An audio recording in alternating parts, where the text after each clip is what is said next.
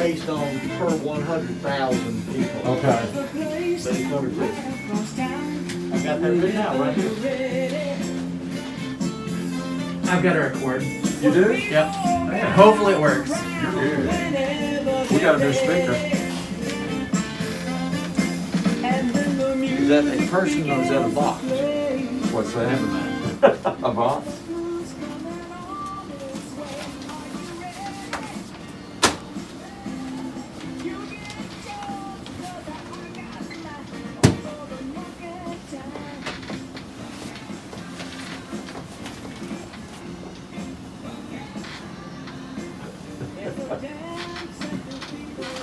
Three, two, one. We are live. Welcome to the Real Estate Roundtable. Good morning, Loy. Good morning, Darrell.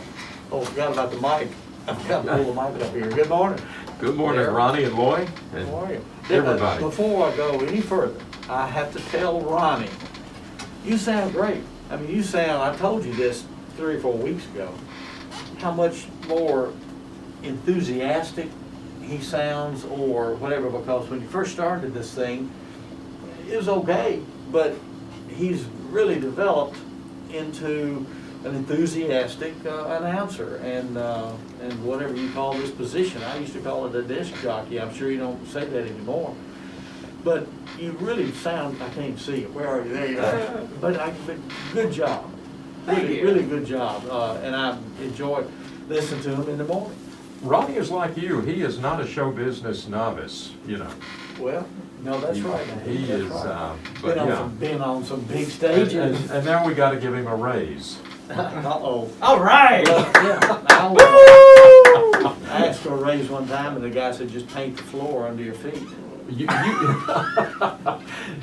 are not the first person who's complimented Ronnie. I get that kind of feedback a lot, Ronnie. Good. Well, thank you. So thank you, Ronnie. Yeah, so anyway, that's the end of the show. Great, thanks for listening, everybody. Hey, what about birthdays? So far today, we have a very special happy birthday to Mr. Charles Steele Jr. Happy birthday to you. The lone entry in the birthday club Oh, locally. No. Oh, no, I have 1 or 2. But you know, it was kind of interesting. I looked these things up each week, and there were probably, I don't know, 40 maybe, and I looked at the names, and out of those 40, I probably knew 5, but I didn't feel like 2 or 3 of them were interesting enough, and nobody, you know, really cared much. So I've only really got a couple this morning myself, and that one is a guy that a lot of us know, Arthur Fiedler, Boston Pops. Was it Fiedler or Fielder? I think it's Felder. Fielder, whatever. Anyway, I used to watch him. He had long white hair, sort of like you, Darrell. He had long white hair. Played with the Eagles, didn't he? Not exactly. The Eagles had fly. Oh, that was Felder, I think. Felder, yeah, right, yeah. okay. But anyway, but it was the conductor of the Boston Pops Orchestra for years and years, and then a guy that a lot of folks know, of course, is George Lindsey. Was born on this day in 1935. By the way, Fiedler was born on 1894, on this day in 1894.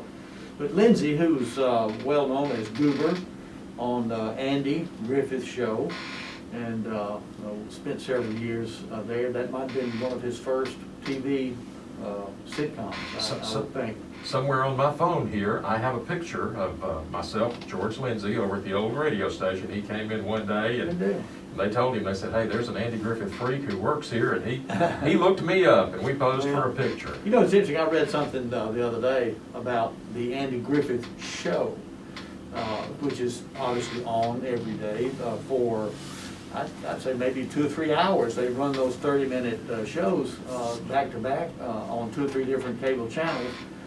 And it's become sort of a, not a cult type thing, but it's interesting how many people now look to something like that because of the difference in values than you see today, and the hometown approach and the laid-back approach and the sheriff without a gun and all that sort of stuff.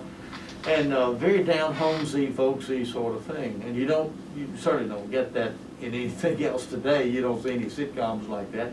So it's become one of those almost cult-type followings. Jason Tomlin, he's the guy we need for this segment because he's an Andy Griffith freak. His office is like an Andy Griffith museum. No I think kidding. folks bring him stuff, but I believe he's told me George Lindsey was like on some Twilight Zone episodes. I think George Lindsey was maybe an athlete too. Interesting. Well, I don't know really much about the characters, I mean, you know, with their past. But, great show, and I watch it myself, I have to say, and Aunt B and the whole crew. And it's interesting, always seems to have a moral to the story, and it's generally a good outcome, you know, and so forth, a happy outcome. Anyway, moving on with some other oddball facts. You know, we deal with this every now and then ourselves. One-way streets. In fact, we have another one, you know, in downtown Franklin that I still cannot get used to, and that's behind the Methodist Church beside the post office. That's been a two-way street for years and years. Of course, it's been a one-way street now for maybe a year or more. And I still want to turn down that street. But at any rate, the first one-way street was established, of all places, in New York City on this day in 1791. Wow. That's early on. Think about that. The first successful, and this was a big deal, we probably mentioned this before, in 1903, this was the first flight of the Wright brothers airplane at Kitty Oh, Hawk. wow. Yeah, this day in 1903, and I didn't realize that the FCC would have to approve this, but the FCC approved RCA's color TV transmissions on this day in 1953. So that was pretty early on. You remember the advent of color television? Well, I remember yes, I do, and I remember the NBC Peacock, I believe, that would come on, and the NBC thing would say in living color, and that Peacock would colorize. It was black and white, and then the feathers would start to turn the color. So that was showing you that show was in color. I remember people saying, you gotta see Bonanza in color. Yeah. Well, and New Bonanza is still in syndication too. Right. I was changing channels yesterday in the office, and there it was, Hoss Cartwright and the whole crew on Bonanza. And then I'll bet you saw this. I'll bet you saw this event on television. Ronnie wouldn't have, but I certainly did. On this day in 1969, on the Johnny Carson show, the Tonight Show, Tiny Tim and Miss Vicky were married. Did you see that? I heard about it. I saw it. Of course, Tiny Tim was one of the goofiest acts I've ever seen, and I guess he was probably not really like that, but that was such a weird act, you know, playing the ukulele and the whole bit. But he and Miss Vicky married on this day in 1969. I don't think that marriage lasted too long, but at any rate, that's what happened. Now, here's another thing that happened that was really interesting. This goes back to the 70s when we had such huge inflation and interest rates and all that sort of stuff. On this day in 1978, OPEC raised its oil prices by 14.5% because, you know, things were going just completely out of sight. Interest rates 20, 21, 22%.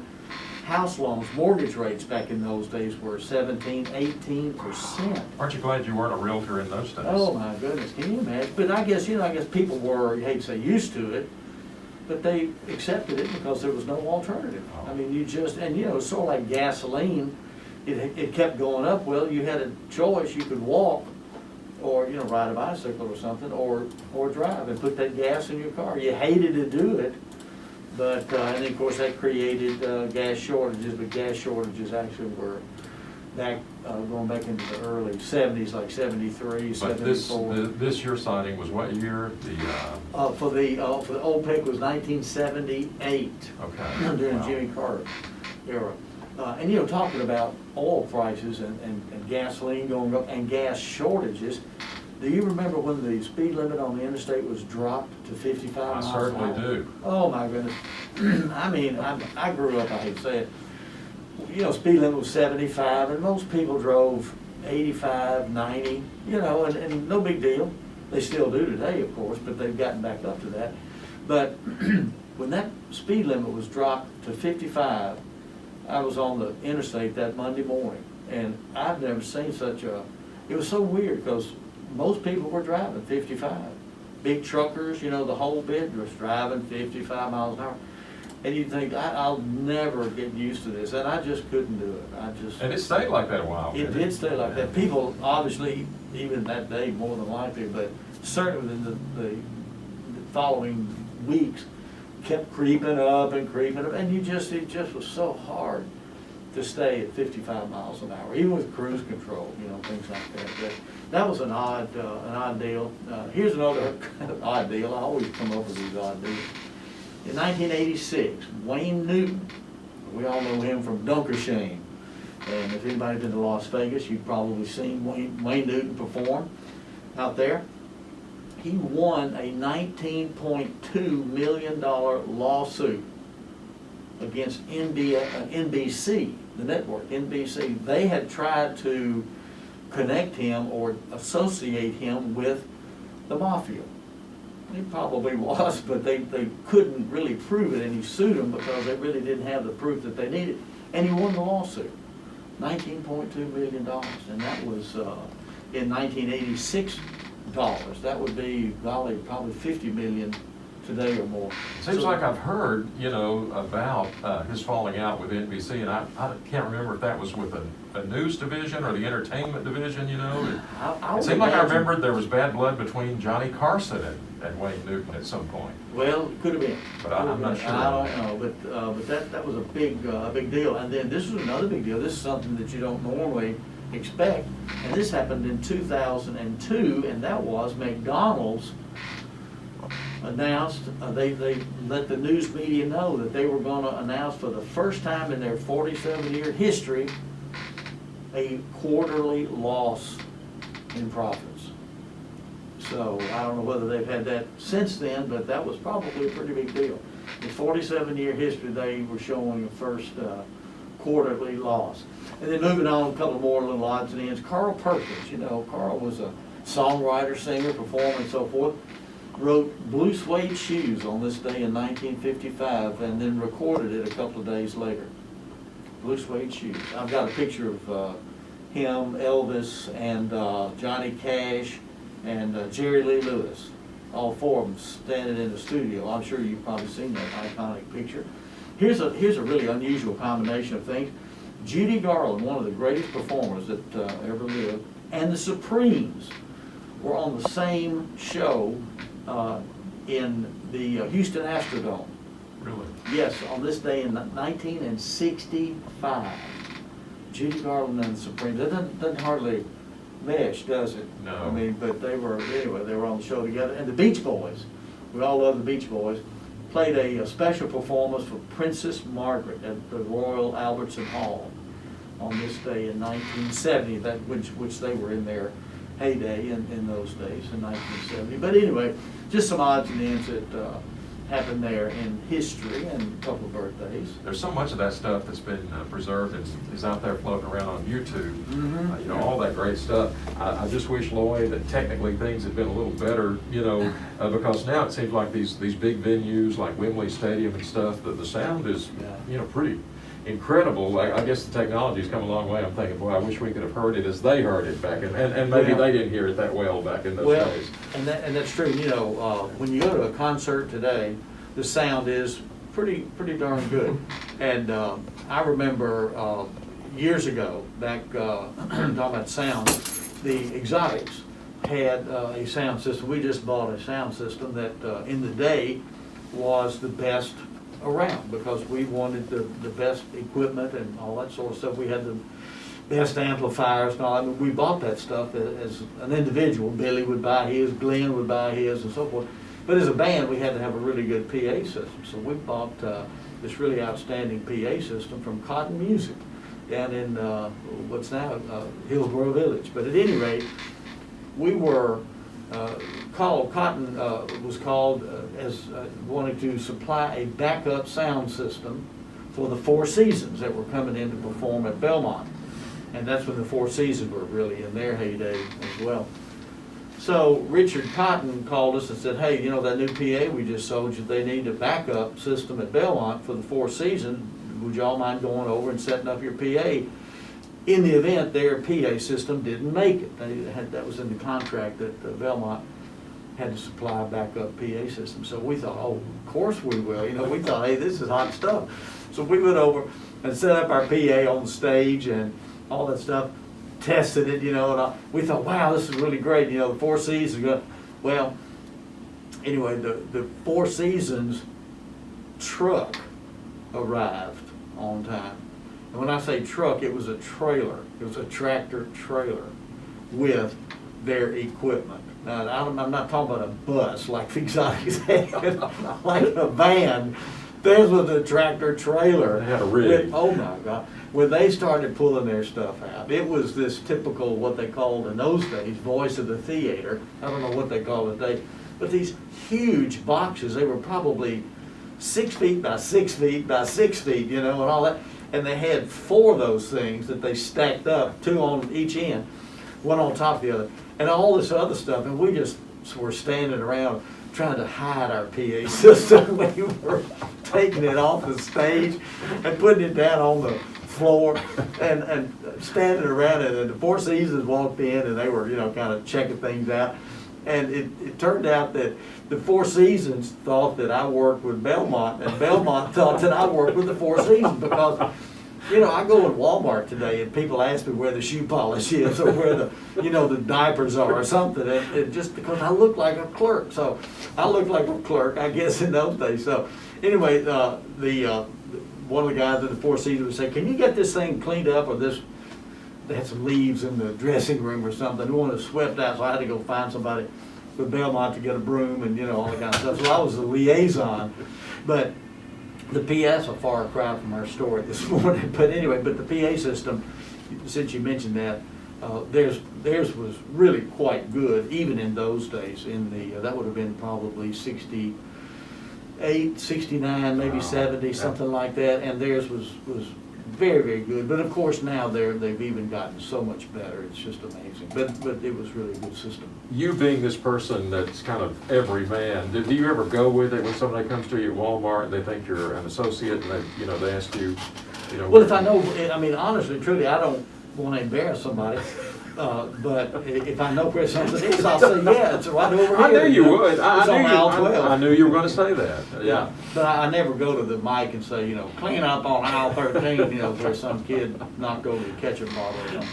But at any rate, no, but I've always looked like a clerk, and I still do. People ask me in some store, they'll swear where something is. And sometimes when I don't know where it is, I'll say, I'm sorry, I don't work here. Well, that's a compliment to you. People trust you, and you're approachable. Well, I never thought about it that way. But yeah, you're probably right. Anyway, I want to move on here because time is getting shorter and shorter. And I want to mention a couple things. I want to send my sympathy out to Lydia Miller. Tom Miller, the ex-mayor of Franklin, passed away the other day due to a brain tumor.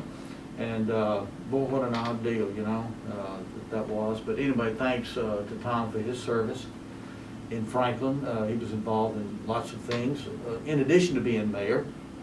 But, and then Tom, of course, has quite a large family and lots of children, grandchildren, etc. So, you know, a big group there. But Lydia's tough, great gal, and she'll get through this. But our sympathy does go out to Lydia and the Tom Miller. I worked with Tom sometimes when he, you know, was I guess running for office and things like that. He was just a class guy and very intelligent and well, like I said, involved in a lot of things. When you read the article that's in the Herald this morning, you can find out just some of the things that he was involved in. And I'm sure they didn't mention everything, obviously, but he really got involved when he came to Franklin, and certainly was involved as the mayor, and involved in a lot of different things at that time. So again, our sympathy, and I've said this before, it's hard to start to single out individuals around here that pass away, because there's so many great men and women in Franklin that have contributed, you know, in so many ways over the years, and you don't want to overlook someone. And I don't say this lightly, I mean, I'm really serious, but we could go down the list and talk about all the folks that have passed away, and, you know, it would take up not only this show, but all day, you know. And, you know, and when I heard about Tom, I thought, you know, we just lost Pearl Bransford, you know, so two people who really, you know, left a mark. Another example, so, you know, you can spend a show talking about them. Right, right. So anyway, but So to move on some lighter notes, does Dave Ramsey advertise? He doesn't on- work here. He probably doesn't advertise on the show. The reason I say that is because, we're wearing masks in here, and I have to say that I do go into some stores.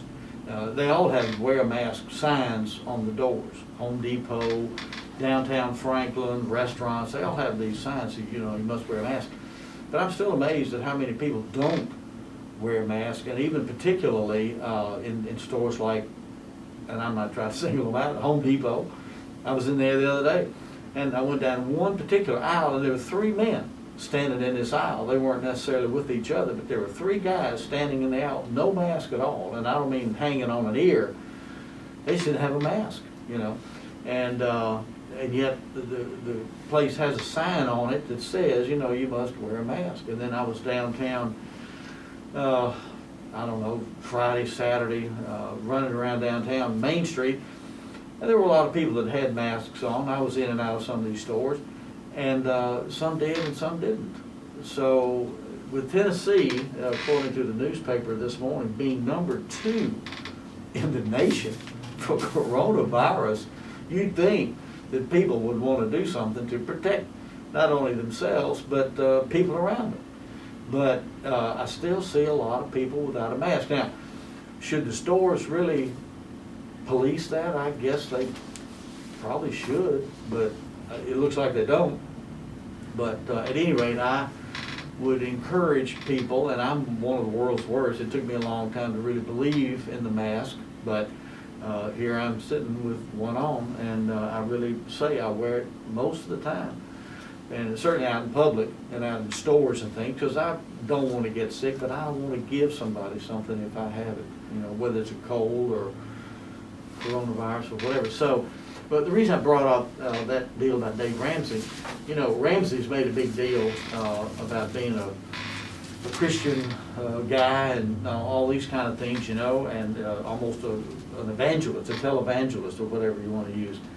But in his group, in his organization, which has several hundred people, he says you don't have to wear a mask, and you can wear one if you want to, but you certainly don't have to. And he's made a pretty big deal out of that. Have you been hearing anything about that or reading anything? I remember when this first started happening, first of the year, I remember there was a little bit of controversy that, somebody got sick there and they were doing a deep cleaning, but his message was kind of like, we're not going to let this bring things to a halt. Well, and I understand his theory. He's talking about America, and America, we shouldn't live in fear, I believe is the way he put it, and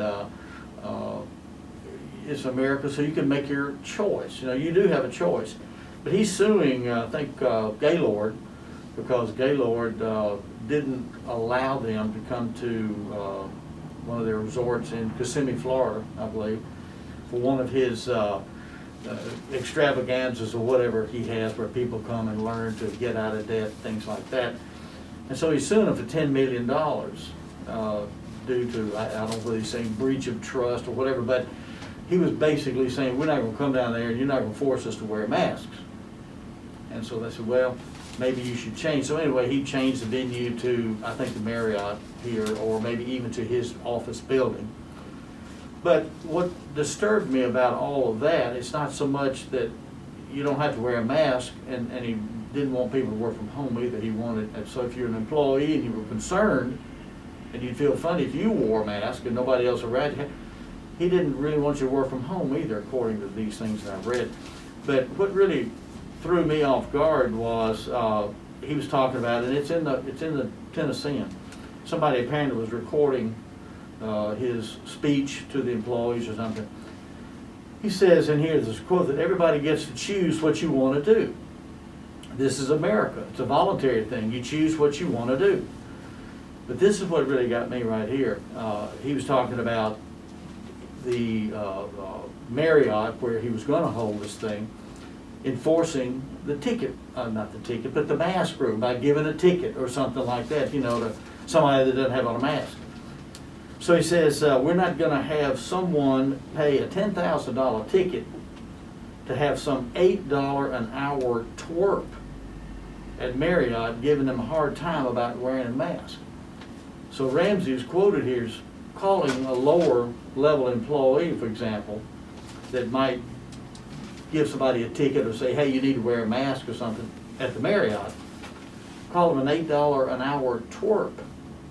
Now, to me, that, I don't want to go too far with that, but that's hard to believe. That's hard to believe that a guy that projects an image as being a Christian and all that calls somebody an $8 an hour twerp at the Marriott. So I'll just sort of leave it at that and say that I think Ramsey needs to apologize to all the lower level employees around the world because he, you know, that's a terrible thing to say about folks. Because Merry Christmas. he generally touts people who, you know, start out, you know, you don't start out at the top, you work your way up, and generally he champions Sure, that person, sure. you know, so that seems Yeah, like but a to say contradiction. something- yeah, say And I something. think, Loy, that this has brought out the mask or no mask and all of this thing that, you know, divides people.